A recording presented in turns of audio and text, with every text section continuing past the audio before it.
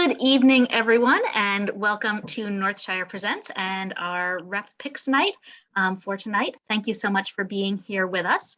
A couple of quick notes before we get started. First of all, you probably notice as you're coming in that we are recording this evening's presentation. It will be up on our YouTube channel in a few days if you want to rewatch. But fear not, we have the settings set so that only those of us who are unmuted and speaking will be recorded and show up there for posterity. So you can have your camera on and you will not be recorded by us.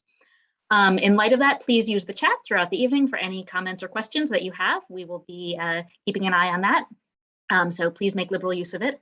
And then last of all, before we get started, a little plea from your favorite local independent bookstores. You've probably been hearing that the supply chain is super messed up. Not just in bookselling this year, but all over the place.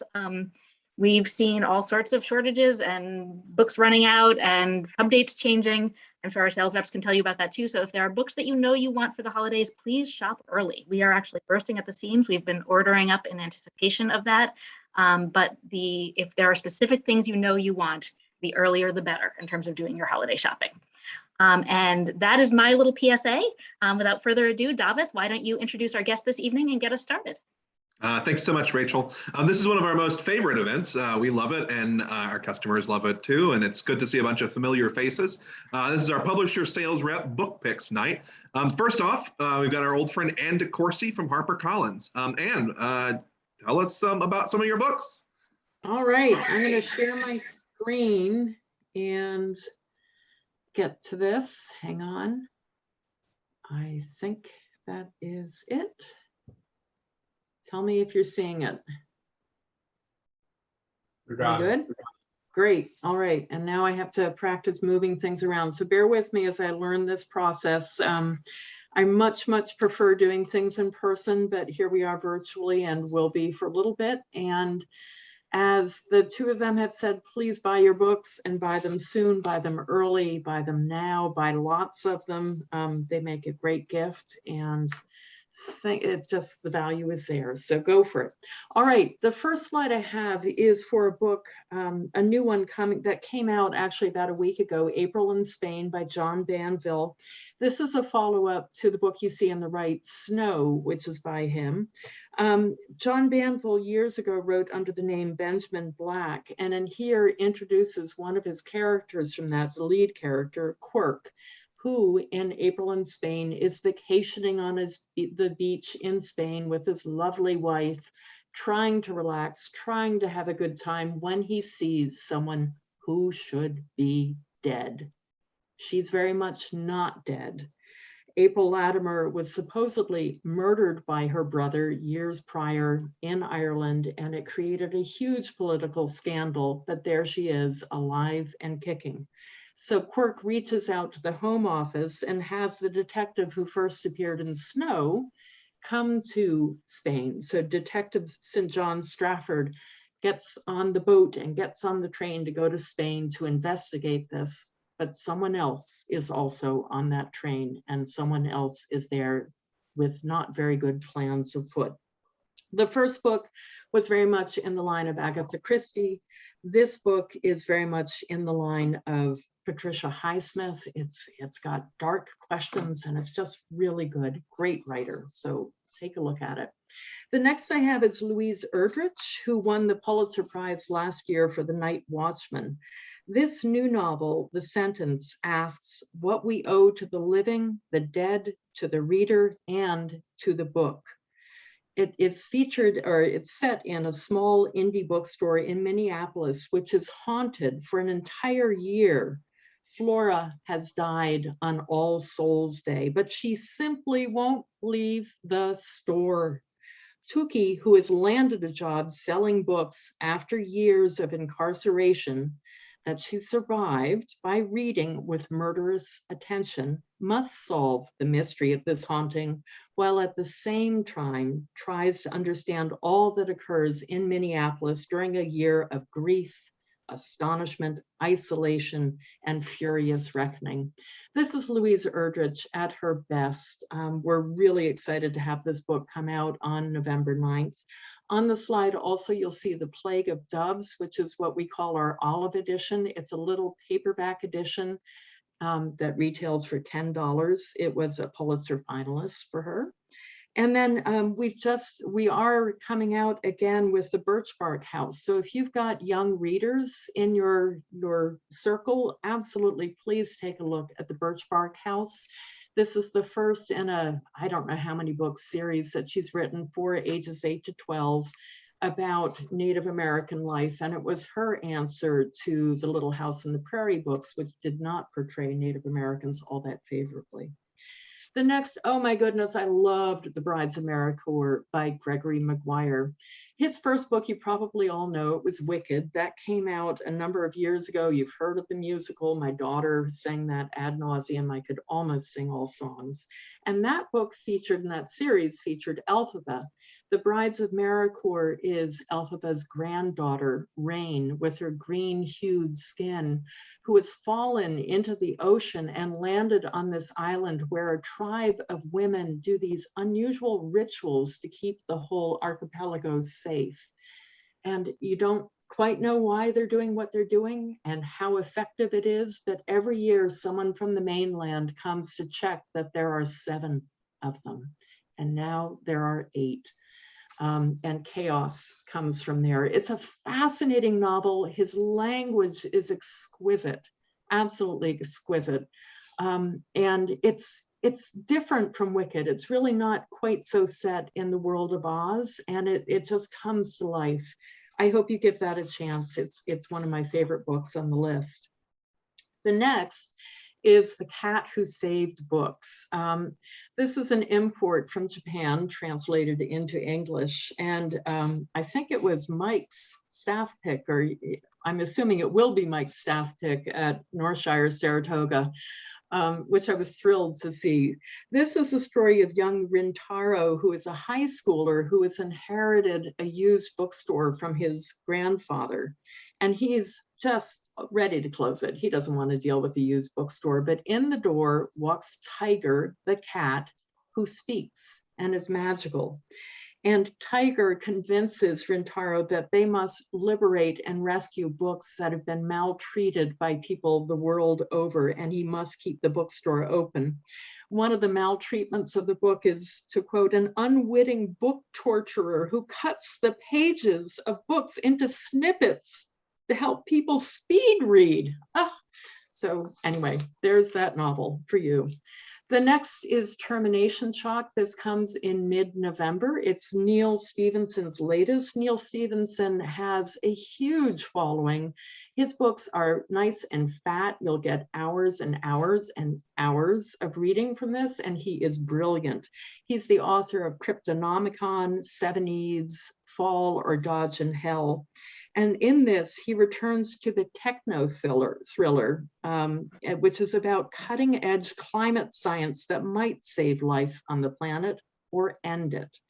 It's exhilarating, it's witty, and it's a mind expanding speculative adventure. Termination Shock by Neal Stephenson. The next is my group slide, and these are all my kind of major media, movie, TV type books that are big for us for this winter. Welcome to Dunder, or this fall. Welcome to Dunder Mifflin by Brian Baumgartner is an official oral history of The Office, which in its heyday had millions. I think I read 9 million viewers for each episode. It was massively big, and it continues to be big on Netflix and on streaming platforms. The book was spearheaded by the producers of the show. In the book, you'll find contributions from the cast, from the producers, from anybody who had hands-on. There are photographs, there are stills from the series, scripts, notes, behind the scenes materials. This is the book for the Office fan. Sopranos Woke Up This Morning is written by 2 authors who were actually cast members. They were in The Sopranos, and after that ended, host a podcast about that show. The book is everything about The Sopranos, from the conception to the famous infamous black screen ending. It's got interviews with the cast, with writers, with producers. It's funny and it's honest and it's different material than you'd find in their podcast. Once Upon a Time in Hollywood, Quentin Tarantino, he's incredible. And this movie is now on my must-watch list. I've been told it's the best movie of all time. And this is the story of the movie that Quentin Tarantino has written. This is a gift edition of the book that's coming out in early November. It's got film stills, it's got movie ephemera in it, it's got a script for an episode of Bounty Law, and also a Mad Magazine spoof of that Bounty Law episode. But again, this is the story of Once Upon a Time in Hollywood. That's my dog, sorry. Onward to the next screen. So you know this is live and real. The next slide has Bourdain by Laurie Woolever. This is a New York Times bestseller for us. Laurie Woolever worked with Bourdain for a number of years, and in this interviewed hundreds of people to get their opinions on him. I'm just going to read the Washington Post interview for this, review, not interview, because I think it captured the essence of the book. The beauty of this book is its ability to balance joy and pain. You sense both the damage done to Bourdain and the damage he would later inflict upon others.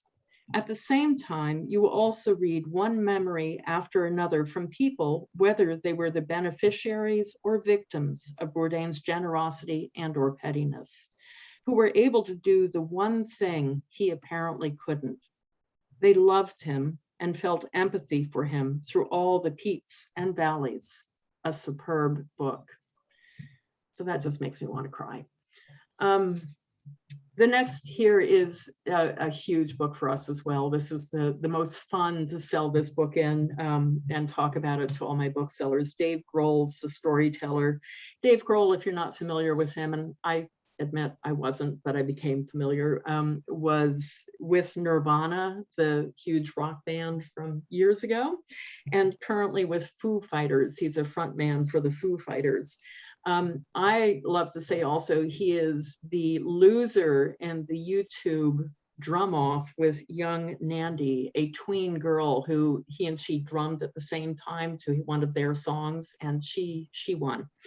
So this is Dave Grohl's essays and memoir of his time in the music industry, of what's important to him. It's a whole range of things that he wrote during the time of the pandemic.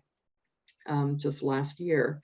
It's a huge book for us. I mean, it's just, he's got a tremendous following, and I would run and get this book for anybody. I would say, I mean, now I listen to the Foo Fighters. They play it all the time in Peloton, and take a look. And the last one on this page is The Boys, and this is from Clint and Ron Howard, or Ron Howard and Clint Howard, brothers. And I can't imagine you're not familiar with these two, but just in case, Happy Days, that was my thing, Andy Griffith's Show, and Gentle Ben. And it's the story of these two boys whose family moved them to Hollywood, and the parents were trying to break into the Hollywood scene, but they weren't having success. So what happened was the boys had success, and the parents nurtured that and gave them everything they could to help these kids thrive, and they did. So that's The Boys. On the next page, I have a Thich Nhat Hanh title, Zen and the Art of Saving the Planet.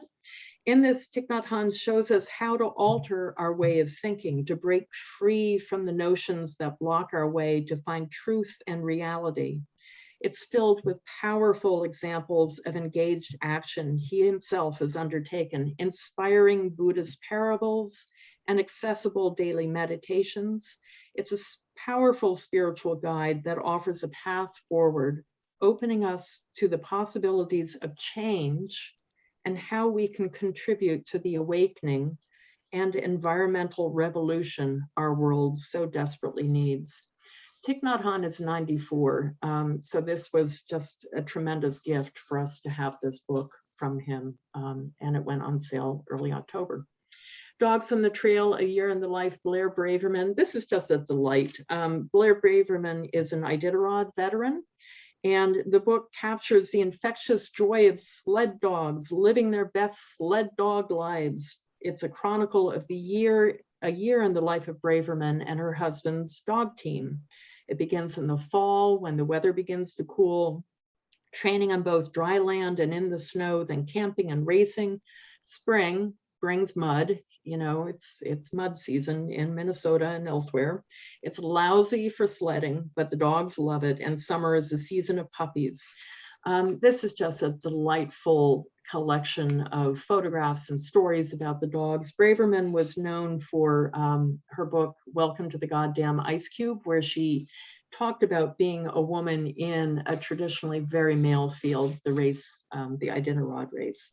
Beautiful book. I think Northshire will have signed copies of this as well, so look for those.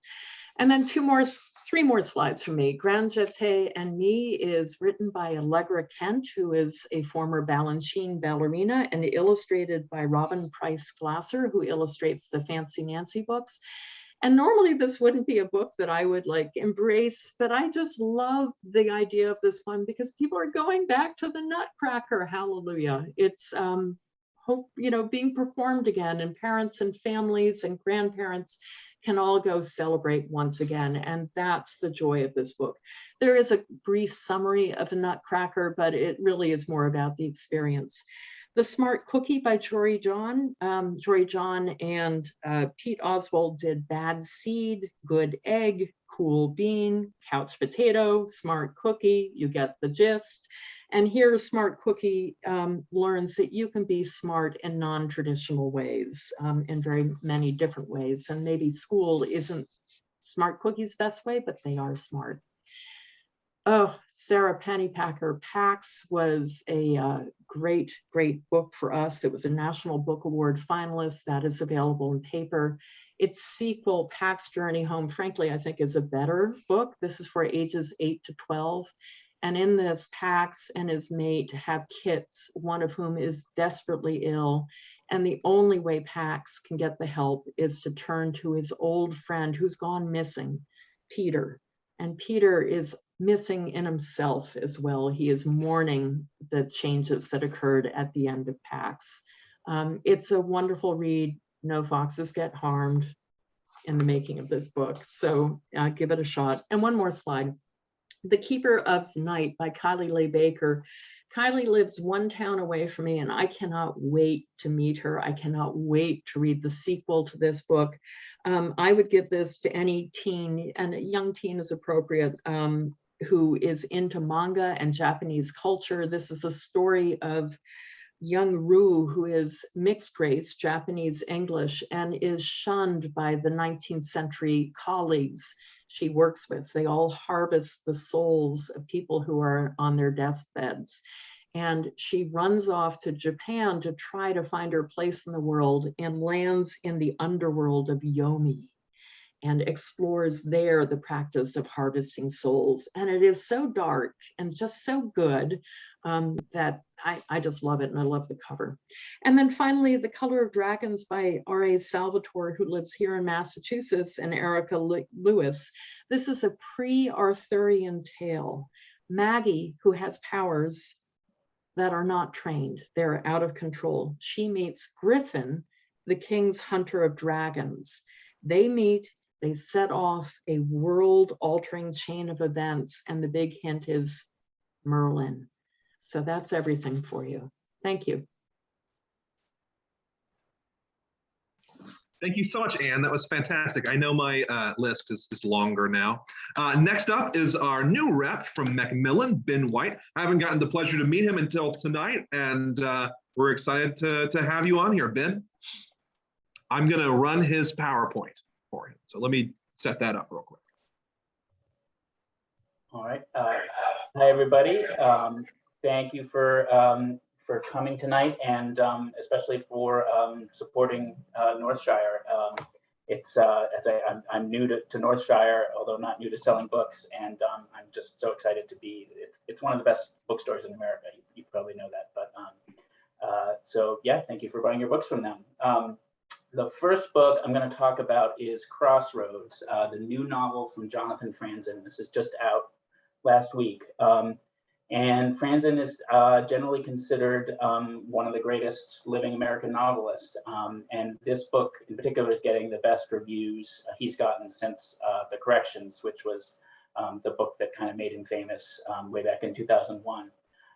And Crossroads it's the start of what's going to be a trilogy about a middle-class Midwestern American family kind of over the course of 5 decades from the 70s to the present time. It's set, this one is set at Christmas time in 1971, mostly over the course of one day, although it kind of goes back and forth all over the place from that day. But and it introduces us to the Hildebrandt family, which is it's made up of the father is a pastor in a kind of liberal church, and he's sort of feeling unsatisfied in his life and in his marriage, as is his wife, who seems kind of quiet and mild-mannered, but has this dark and scandalous past that we gradually learn about. And then they have 4 kids who are ranging from middle school to college. And it's just that, the point of view kind of switches back and forth between each of the family members and jumps back and forth in time to gradually reveal these kind of secrets that they have and how they all fit together. And it's just, Franzen is really a master at creating kind of believable, fully rounded characters and plotting this kind of family story. You feel like you're in this family with these kind of living, breathing people. This was actually, he told us this was supposed to be just one novel that was about this family over 5 decades, and he got to like half of a book length and realized he hadn't even made it to Christmas in 1971 yet, so he realized he would have to write multiple books. But that makes it sound, this is in no way like a Shaggy Dog story. It's just absolutely riveting. Just great writing. This is a great American novel. I think it should make all the best books of the year list. And this is really a book and an author that people are still going to be reading in 50 years, I think. Next up, I want to talk about Three Sisters by Heather Morris. She's the author of The Tattooist of Auschwitz and Silka's Journey. And she calls this book kind of the third book in a trilogy formed with those 2 books. But it's a very loose trilogy. It's basically just, they're all Holocaust stories. They're all kind of set around Auschwitz. And the main characters overlap here and there, but that they're just kind of cameos. You don't really need to have read the earlier books. You could just read this on its own. It's loosely based on a true story of these 3 sisters who survived Auschwitz and managed to escape the kind of final death march that the Nazis led as the Allies were closing in. And then they make their way to Israel, where they have to kind of start new lives and kind of come to terms with the horrors that they've been through. And this book came about when one of the actual sisters that it's based on reached out to Heather Morris kind of after Tattooist of Auschwitz had come out, and kind of reached out to Heather Morris to tell her story. And so it was written with the cooperation of the 2 surviving sisters here. And it just should be, Tattooist of Auschwitz has been a kind of mega bestseller and a huge book club book over the years. And we expect that this one too is going to be and going to have a long life. Next up, I have a wonderful literary novel called Fight Night by Miriam Toews. This is probably my favorite novel we have this fall. Miriam Toews is just a beautiful, funny, she's kind of a saintly writer. And Fight Night is about 3 generations of women living in one household. There's a single mother who is a working actress and has kind of struggles with depression. And she's actually pregnant with a son. And then her daughter is in the house, she's, I think around 10, it's not totally clear, but and she's very precocious and very strange. And then there's the grandmother, who's kind of a force of nature. She's the kind of person who makes friends wherever she goes. And she's getting to the end of her life, but she's the main caretaker of the little girl. And the heart of this book is that the grandmother and the daughter go on an adventure together. They go on a trip to California together. And it's just so tender and funny and beautiful. This kind of dynamic is one of my favorite ones in fiction, of the kind of like the the sassy grandmother and the precocious child. I just love that kind of thing, and it's just done to perfection here. And the book it's told in the voice of the child. She's actually writing a letter to her new brother in her mother's belly. But so it's in the child's voice, but she's kind of parroting these adult phrases and jokes that she hears from her mother and her grandmother, and it's just this really interesting, funny voice, childlike, but saying these very, very funny adult things. And yeah, I just fell in love with these characters and these voices, and it's a really special book, and Miriam Toews is a really special writer. And now I'm going to talk about a few books that will kind of will make you feel good. This has been a big trend throughout the pandemic. People kind of have been looking for hopeful, positive books to counteract the horribleness of the news. And I don't know about you, but I'm still in the market for that. So first up, we have The Book of Hope by Jane Goodall, Dr. Jane Goodall, who I'm sure you know of as she's a primatologist. She's the world's foremost expert in chimpanzees. But she's also over the years become an activist for peace and a kind of symbol of hope. And this is an inspirational book that she's talking about ways to view hope. She views hope as a kind of survival trait in an evolutionary sense. She tells personal stories about her early years and her activism.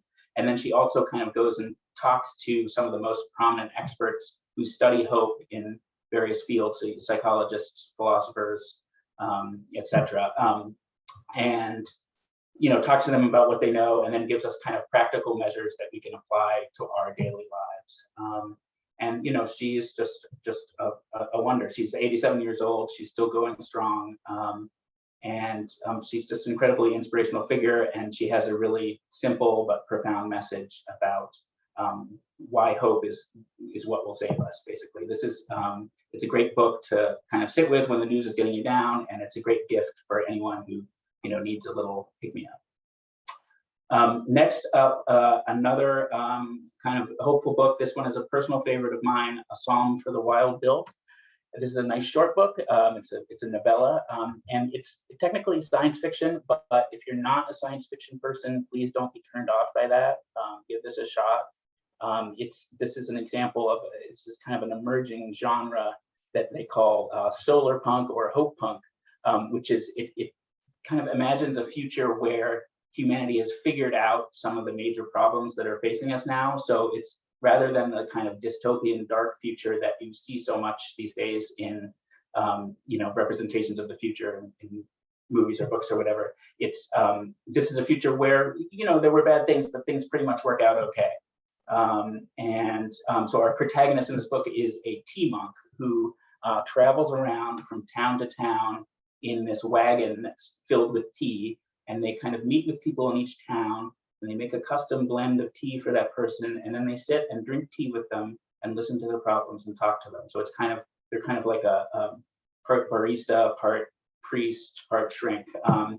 And then our protagonist ends up kind of lost in the wilderness and meets a robot. I won't explain the robot, it takes too long, but and the monk and the robot set off together to find this this legendary monastery that's supposed to be at the top of a mountain. So as I describe this book, it sounds really out there, and again, it sounds like a turnoff if you're not a sci-fi person, but it's really just this quiet, kind of simply told, joyful story with a lot of wisdom in it. And I don't know anybody who's read it who hasn't really been captivated by it. That also very much goes for the next two books I'm talking about, both from our new star author, T.J. Klune. He has House in the Cerulean Sea and Under the Whispering Door. House in the Cerulean Sea is out in paperback now.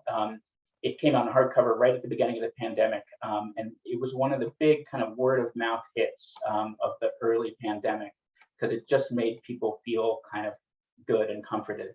And it's about a group of sort of misfit magical children who live on an orphanage on an island where they're kind of kept there because they have these powers and they're imagined to be dangerous to the world. And but they form this kind of wonderful found family with this caretaker who watches over them. and they kind of learn that they don't need to be what society thinks they are. And then T.J. Klune's new book is just out in hardcover. It's called Under the Whispering Door, and it's another sort of fable about a man who he has died, but he refuses to believe he's dead, and so he is delivered to this tea shop. It's a tea again, that is kind of like a way station on the way to death, and he's told that he has 1 week to kind of get his head right and to cross over. And so he sets about living the life that he always wanted to live in the course of just 7 days. So it's really, it's kind of emotionally rich, it's funny, it's fun. It's T.J. Klune is a real star, and he's kind of carving out a niche for himself, telling this sort of imaginative feel-good story.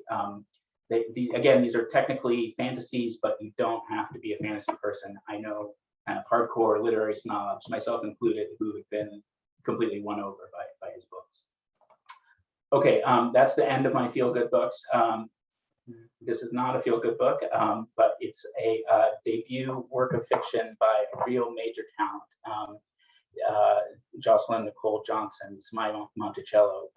And it's made up of, the heart of it is this one long novella. That's the title novella, My Monticello, and then there's a handful of short stories as well. The stories are phenomenal. One of them is actually already being assigned in college classes before it's even been published in a book. But the novella may be what kind of makes her name, My Monticello, which it's set kind of somewhere in the near future in Charlottesville, Virginia. Its society seems to be sort of falling apart. The power grid has gone out. And there's gangs of white supremacists are chasing Black and brown people out of their neighborhoods. And the book focuses on this one group who they flee to Monticello, Thomas Jefferson's home, which is obviously a museum now. And they're kind of holed up there waiting for things to die down. One of them is kind of the protagonist, I guess, is a descendant of Sally Hemings, who's the slave woman who Jefferson fathered a bunch of children by. And so in some sense, like, she's kind of come back to what should be her ancestral home. And it just, there's this kind of neat metaphorical resonance there. And this book is just, the writing is very literary, but it just has this kind of sense of impending doom. It kind of reminded me of a zombie movie, but where the zombies are white supremacists, if you will. So it's really, she is a big talent. And this book is it's really incredible. It has been getting great reviews. The next book is one that I'm including just because I love it. It came out back in March. Yes, I'm a big nerd. This is probably my favorite nonfiction book that we published this year, Louis Menand's The Free World. Menand is one of our kind of most brilliant cultural historians. He's a professor at Harvard.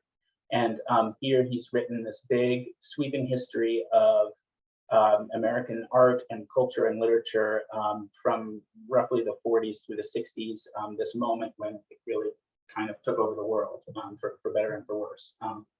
And he just kind of pulls in everybody from Jackson Pollock to James Baldwin to Elvis to Susan Sontag, on and on and on. Gives you kind of the cliff notes of who they were and how they shaped the culture, how they fit together.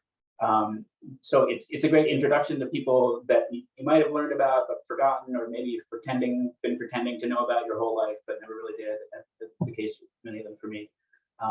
But the other great thing about it is that if you already know a lot about them, it'll make you think about them and like what they mean in a new way. Like there's a chapter on Elvis and the Beatles that I just thought I never needed to read another word about that. It's been totally done to death. But he gave me a new perspective on them and what rock and roll means. And this book, I've been comparing this book is kind of like taking a survey course with a great professor in college. It's like that class that everybody fought to get into in college. Where you're really learning and kind of stretching your brain, but it's not easy, but it doesn't feel like work. So that's a big favorite of mine. Now I want to talk about two really cool gift books, the Antiquarian sticker book, and then its sequel, the Antiquarian sticker book, Bibliophilia. These are basically coffee table sticker books. They're hardcovers. They're filled with just hundreds of beautiful stickers that are taken from original Victorian prints. And then the new one, Bibliophilia, has some quotes from great Victorian literature as well. And there's a couple of next slides. There's a couple samples pages. And I know this whole thing sounds a little crazy. When I was first presenting this book to bookstores, there was some skepticism because people say, a hardcover sticker book and this costs $25. But these books just really deliver. They're just exquisite. And when the first one came out, people started posting it on like Instagram and YouTube, and it just completely took off and went viral because they're so beautiful. They're great gifts for scrapbookers or other crafters, or really just anyone who likes pretty things. One thing I really love using them for is wrapping presents. Like if you just use them instead of tape, they make your gift extra beautiful and classy. And honestly, you can literally put these books on your coffee table. People will pick them up and do an hour. They're that beautiful. I want to quickly mention Jamie Oliver's new cookbook, Together. This isn't out yet, but it's due out November 2nd, and I highly recommend pre-ordering it now from Northshire. As Rachel referred to, these supply chain problems, they are especially bad with kind of beautifully produced color books with lots of photographs like this one. So the best way to be sure that you get the book and also to help Northshire make sure that they have enough is to just pre-order it now through their website. And so Jamie Oliver, I think at one point he had kind of an unfair image. People kind of thought of him as kind of like a lightweight celebrity chef, TV chef, because he was on TV and he was young and handsome. But I think the dirty little secret about him is that he can really cook, and he writes great recipes. I've been amazed in recent years, since we've been publishing his books, that every time there's a new Jamie book out, the people in my life who are actually really serious cooks reach out to me and ask me to get them a copy, because he just writes these great recipes that really work. So it's it might be a sort of standard traditional dish, but he'll write the best recipe. So this new one is kind of pegged to getting together with family and friends, maybe for the first time in a while. And each chapter is a menu for a full meal on a certain theme. There's like a garden picnic. There's a thank you meal. There's kind of various themes for them. And yeah, I think I have a slide of a couple of dishes from them on it. But yeah, so pre-order now. Jamie Oliver's Together. Now I want to just squeeze in a couple of kids books. I think I'm already over. I could honestly do 15 minutes just on kids books, but just quickly, Willowdean is what we in the business call middle grade novel, ages roughly 8 to 12. Catherine Applegate is beloved in children's literature. She's won the Newbery Medal, which is probably the highest author for a children's author, the highest honor, excuse me. And this Willowdean is a fantasy. It has a kind of strong ecological message. It's about a little girl named Willowdean in a village called P.A.N.T.S, and she is obsessed with these creatures called screechers that are native to the village. They're kind of like warthogs, and they smell bad and they're bad tempered. You can see that's one on the cover there. And so people hunt them as nuisances, and they've gotten really rare.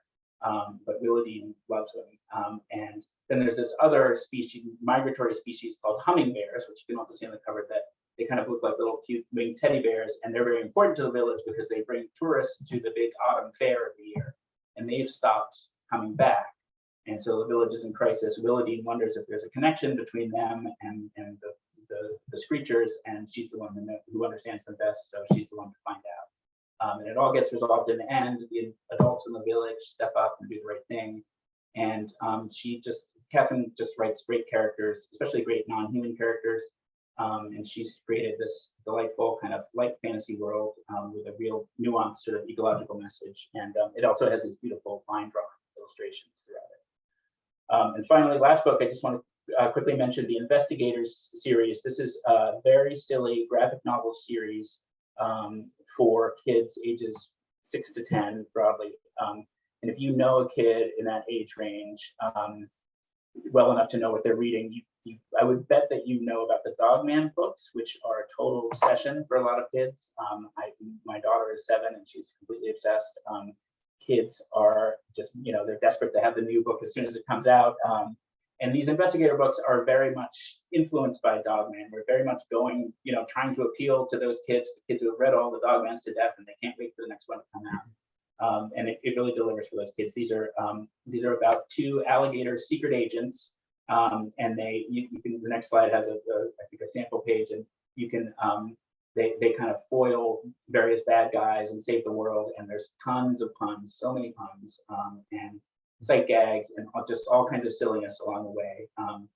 And this new one is book 4, but and you can really start anywhere. They're not continuing storylines, but I guarantee you, once your kid reads one of these books, they're going to want all of them. So you might as well start at the beginning. On the next slide, I have like all 4 of them listed. And that is it. I hope I didn't go too much over. Thank you so much for coming out and supporting Northshire. Thanks so much, Ben. That was great. Sorry I gave Jamie Oliver's page spreads a short shrift there. I didn't. Oh, that's my bad.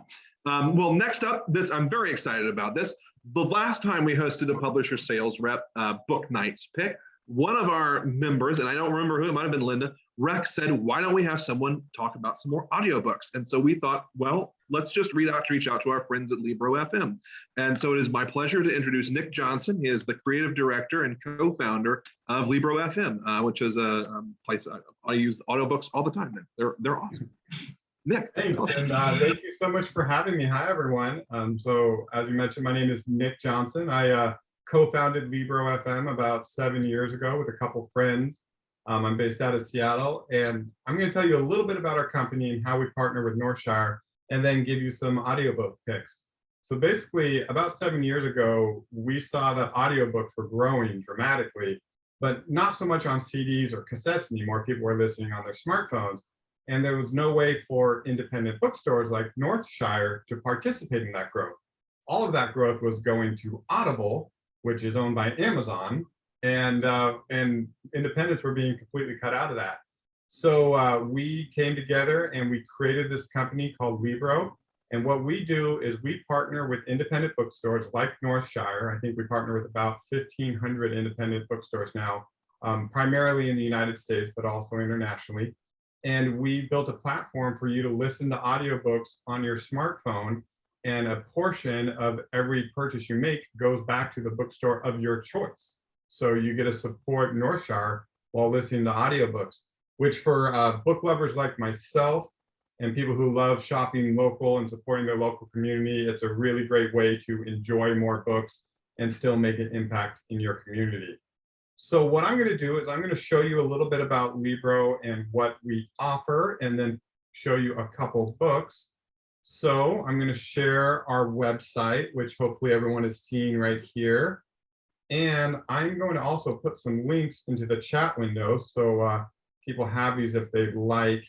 And then I know Rachel's also planning on sharing these later, also over email.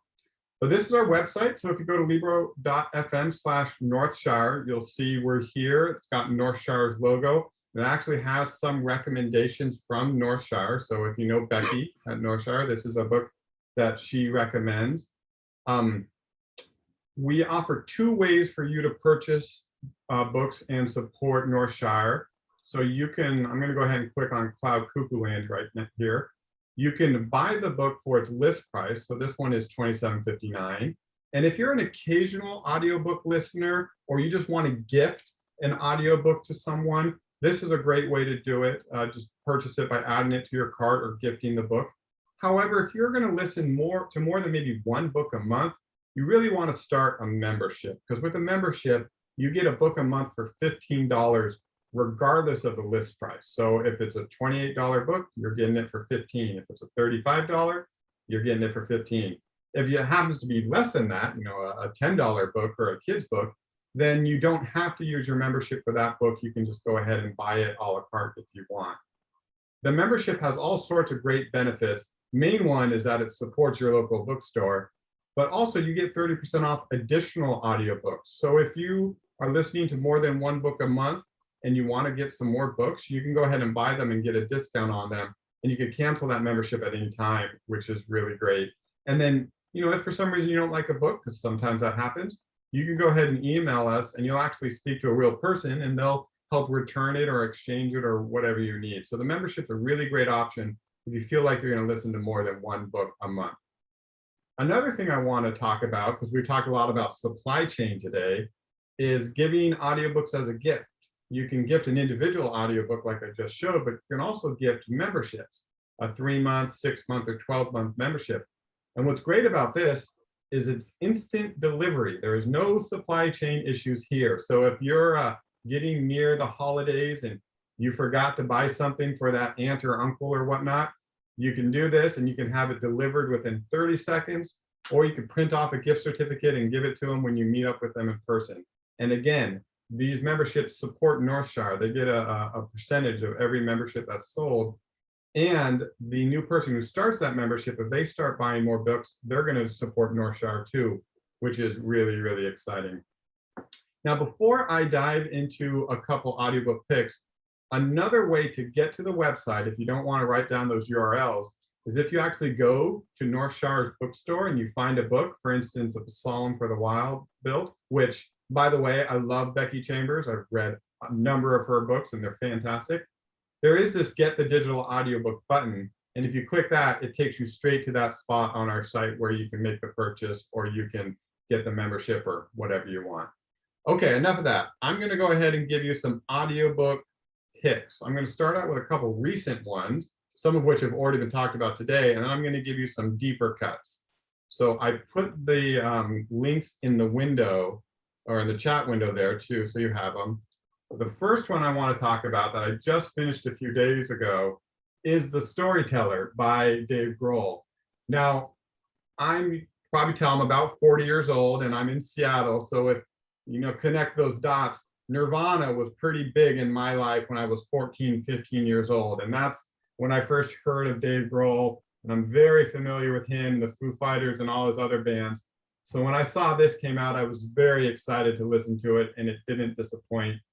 And the reason I bring this one up specifically is because if you're looking to try an audiobook and you never have before, memoirs are a great place to start. It doesn't have to be this specific one, but listen to a memoir by someone you love, Barack Obama or Michelle Obama. Julie Andrews has a new one that's fantastic. Brandi Carlile, the musician, has one. With her, she actually has original music mixed in with the audiobook too, which is fantastic. So memoirs are a great way to kind of introduce yourself to audiobooks. And one thing about audiobooks, I think a lot of people think, you know, oh, I'll listen while I drive because I have a commute. That's fantastic. But a lot of people don't have a commute, but you can listen when you garden or listen when you do the dishes. Or myself, I have an old car and I actually put on my audiobook while I'm underneath, you know, wrenching on the engine. You know, the great thing about audiobooks is if you're a book lover, it allows you to enjoy a lot more books in your daily life when you wouldn't normally be able to have one in your hand. And most people that we know who like audiobooks are like myself, they also read print books or they also do ebooks. They're not like one type of book specific. You know, they might have a book that they like to have the tactile quality of, but there might be an audiobook where they want to listen to that actual person read it. So this is a really great starting point, or memoirs in general. The other one I wanted to mention was The House on the Cerulean Sea, which I already saw was getting a lot of love in the chat window when Ben was talking about it. This is just a fantastic book, a fantastic listen. The narrator does a great job of just kind of painting the picture of this experience of this orphanage out on this island. Just a really, really great book. I loved it. I actually liked the audiobook so much that I went and bought the physical book because I wanted to have it in my home library. And I tend to do that on occasion if it's something that I know I'm going to want to give to some friends or whatnot, or loan out to friends. This was one of those ones that I went and I purchased right away. The last more recent book that I want to highlight is No One Goes Alone. And this is by the author Erik Larson, who you may know from, he wrote A Dead Wake, and he wrote Devil in the White City, and he's kind of known for historic fiction, these really, really fantastically researched historic fiction books. Well, this is the first time he's written a pure fiction book.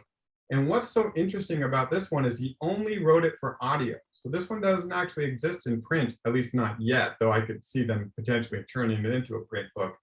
But he wrote it for audio because it is a mystery a la Agatha Christie. And, you know, this is the sort of thing where you want to grab a cup of tea and you want to sit in a corner with a blanket around you on a rainy night and listen to it. It's an absolutely fantastic read. It'll have you on the edge of your seat, and I really suggest this one.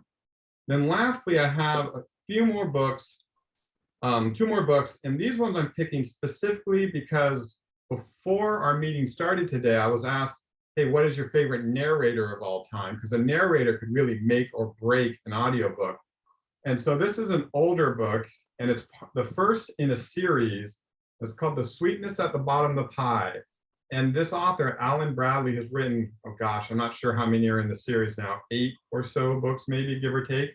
But it stars Flavia de Luce, who is this 12, 13-year-old precocious young lady set in the 1950s in England. And they're just adorable little mysteries. They're appropriate for all ages. My 13-year-old daughter loves them. My wife loves them. I love them. We named our cat Flavia, which tells you how much we love these books. But I specifically chose it because the narrator, Jane Entwistle, just does such an amazing job. And when, it's an interesting thing about audiobooks is you may find an author with printed books that you really like, but with audiobooks, you may find a narrator that you really like. And so you start just listening to books by that narrator with an author you might not be familiar with at all. And I really kind of love that experience. The last book I want to highlight, because of the narrator, is Mythos. And this is by Stephen Fry, who's an English actor and also a mythology buff. And so he's written a series of mythology books. This is the first in the series, and they follow kind of Greek mythology. So Mythos is about the Greek gods. The second one is called Heroes, and it's about the human heroes or semi-gods. And then the last one is called Troy, and it's all around the Trojan War, and it's basically portions of the Iliad. But he has such an amazing voice. I'm sure you've seen him in different productions and movies and such. And so having him basically talk in your ear for 15 hours is just a fantastic experience. So those are the 3 that I really, or the last 2 I really wanted to suggest. I do have a playlist on our site of all of my favorite picks, and I try to keep this as up to date as possible. And I know Rachel will send out this link in the follow-up email, but it has all sorts of books that I've really, really enjoyed, and I listen to a lot of books, some of which are great because of the listening experience. So for instance, Your Book by Seth Rogen, he's an actor, and there's little skits mixed into his book in between the chapters, which just makes it a really, really unique experience. And then The Bomber Mafia, this was actually another one that was made specifically as an audiobook first, before a print book, and it has old newsreels and whatnot. So if you're a history buff, it's a really great one. So anyways, that's it. If anyone has any questions about audiobooks in general or wants other picks, Rachel will share my information in the follow-up email, and feel free to shoot me an email, and I'd be glad to chat with anyone about audiobooks and how you could support Northshire. Thank you so much, Nick. That was really a delight. And there's been mad love for Libro FM in the chats. I don't know if you saw that, but a lot of our regulars, and I'm as I said, I'm a huge fan as well. Well, thank you all so much. This has been a wonderful evening, and we'll send out an email with all of that information. There is a blog post on the northshire.com blog that has all of the titles that Anne and Ben recommended, and I'll be adding the ones that Nick recommended to it as well. Thank you all so much. We'll see you at another Northshire Presents virtual event soon. Take care, everyone. Thanks, everyone. Good night. That email will go out tomorrow morning. Take care. Okay.